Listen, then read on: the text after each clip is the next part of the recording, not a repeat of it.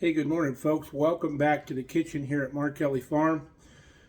We're going to do a dinner or supper dish, as we call it here in Nebraska. We're going to do a Portuguese dish called Vinho, and it's a really good dish with marinated pork. So stick around and we'll show you how to make it.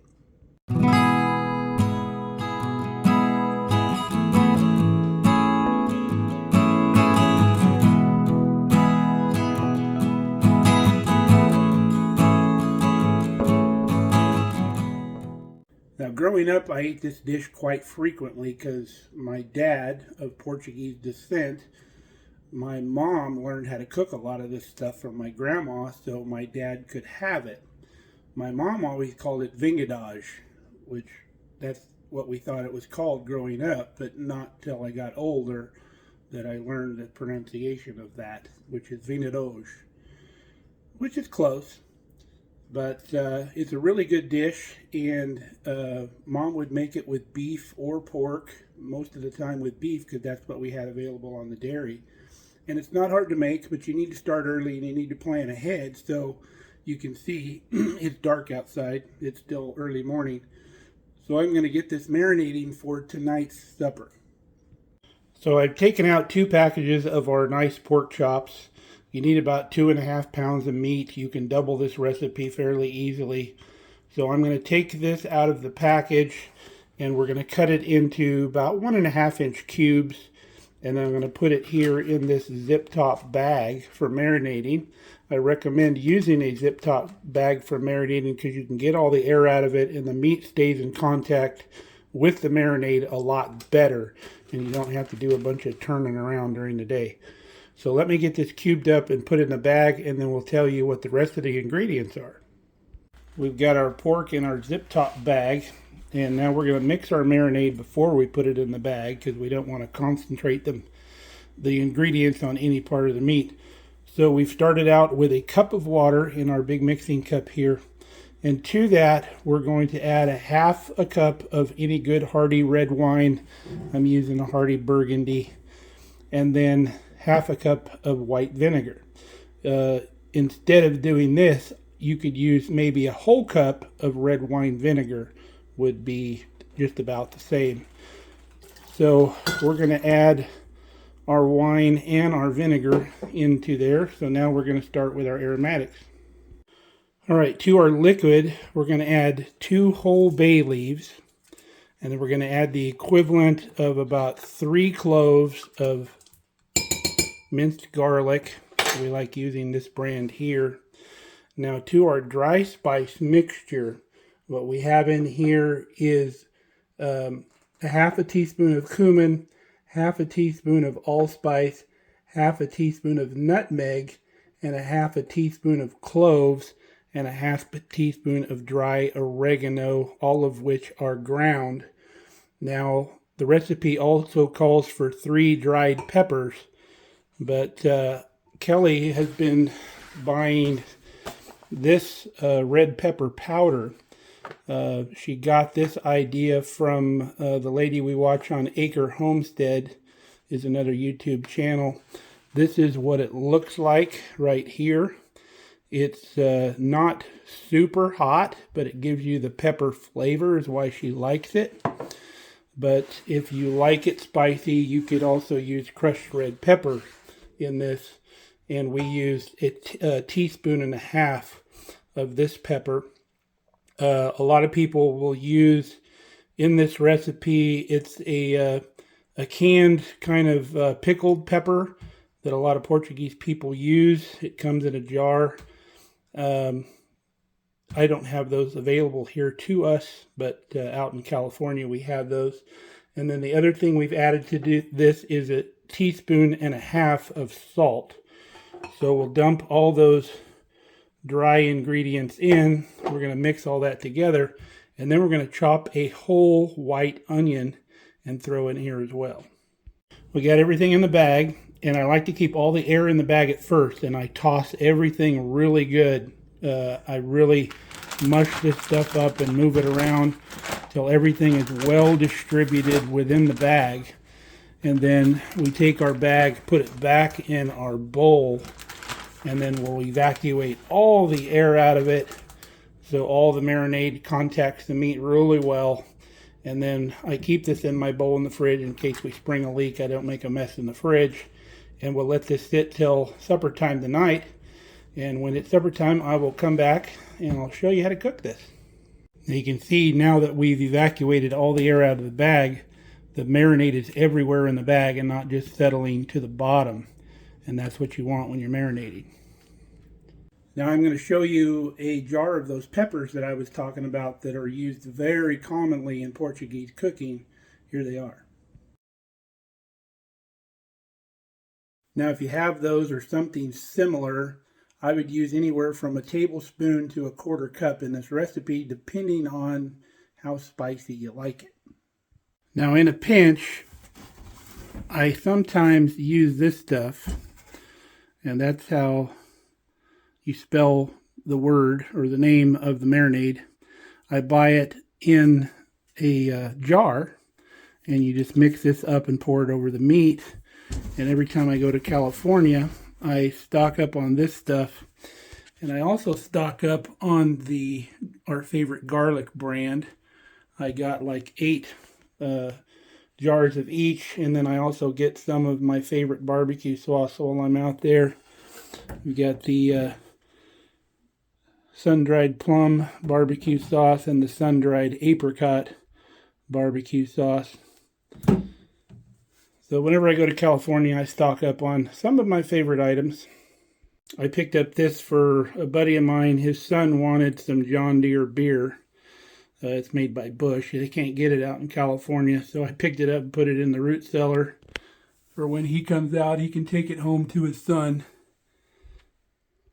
Now the bottled marinade I can't find anywhere on the internet, but the garlic you can actually get on Amazon. It's a little more expensive than it is in the store, but I highly recommend that garlic. It is fantastic.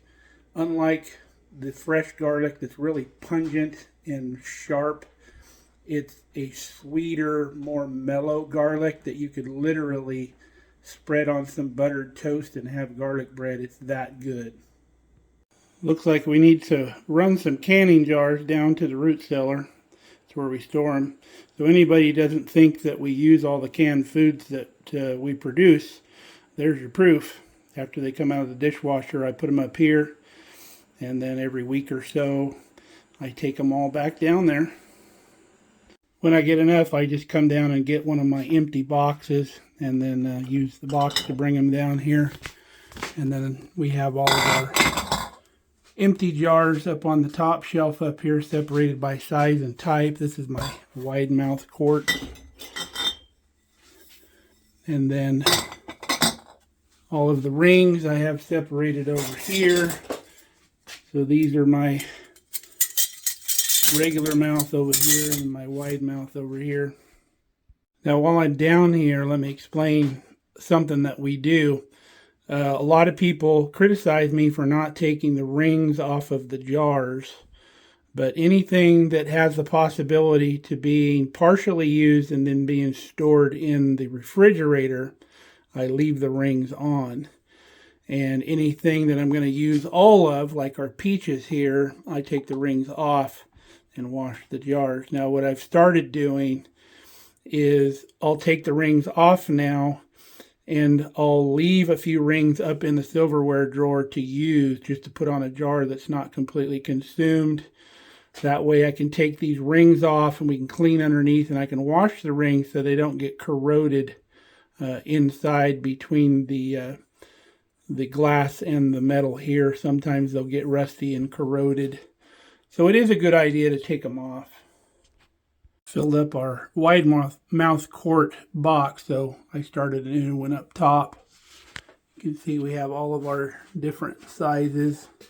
I have a box of kind of oddball sized jars here, and then we got our quilted jelly jars, and then our half pints, and then those little squatty jars. I used to make personal sized apple pies in those squatty jars. They come out really nice, and you give them as gifts or berry pies or whatever. You can see our pantry here, our storage of lids and stuff like that. I never used to keep this many lids until we had that shortage, so I stocked up so we don't have that issue no more. Really love this root cellar. I can't say enough good stuff about it. We've never had a root cellar before, but I would never go without one now. This is not a part of the air-conditioned area of the house, so it doesn't get any heating or cooling down in here. But being down in the cellar, you got the block wall here that's not insulated, so you get the coolness from the earth, which is normally around 50, 52 degrees. So that's what it stays here in the root cellar. And works out great for all of our canned goods. You could store wine down here. I have my red wine vinegar, homemade red wine vinegar that I store down here. I always check these, make sure they're not still fermenting and getting pressurized in there. All right. Sorry I strayed from our original content, but I never miss an opportunity to try to teach people new things or share new ideas. So just in my nature. So we'll see you at supper time. All right, folks, we got our oven preheated to 375 degrees. We have all of our meat dumped into our very large casserole dish. It's not the 9x13, it's the one larger. So we're going to put this into the oven and let it cook. And then every so often, about every 20 minutes or so, I will open up the oven and give this thing a stir. And we're going to go till it almost gets crispy on the outside, but not too dry. We'll tell you when that is, and we'll show you. It's been an hour and 15 minutes. You can see it's starting to get some color. The meat has created its own juice in the pan. So what you're doing is you're kind of cooking the water out. And once you cook the water out, it gets down to where it's just the fat that had come out of the meat. And then it kind of fries a little bit and gets a little more color. And gets just a little crispy on the outside edges. Kind of like cooking carnitas. Kind of the same process. But we'll turn all this over so it can get some color on the other side and evaporate a little bit more, and then this stuff will be ready to eat. It looks fantastic and smells even better. Now when my mom cooked this back in the day, she would actually put it on skewers and make kebabs out of it and then cook it in the oven in a pan. But I find cooking it this way leaves a little bit more moisture in the meat. It doesn't dry out as much. All right, we let this rest for a little bit.